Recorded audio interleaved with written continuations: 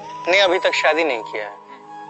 इतना बड़ा साम्राज्य है, संभालेगा कौन? भविष्य का कुछ सोच रहे हैं आप, या फिर आपको भी सलमान खान वगैरह ये सब की कैटेगरी में रहना है? ये मेरी शादी हो जाएगी, ये इलेक्शन खत्म होने के बाद मैं शादी कर लूंगा, लेकिन इलेक्शन खत्म होने के बाद, क्योंकि देखिए सब कुछ तय हो गया? नहीं, तय नहीं हुआ, तय हो जाएगा।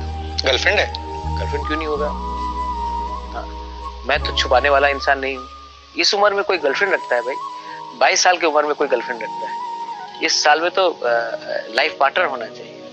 तो वो तो है नहीं ना, इसलिए मैं पूछा। मैं भी अभी सब आ जाएगा, आप समय में देखेंगे क्या क्या होता है और क्या क्या खेल निकलता है। लेकिन मैं आपको एक बात बता रहा हूँ, आपने कहा फैमिली के बारे में।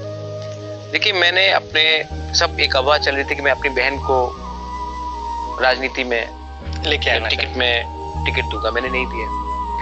मुझे लगता है कि एक मेरे अंदर जो थिंकिंग आ गई है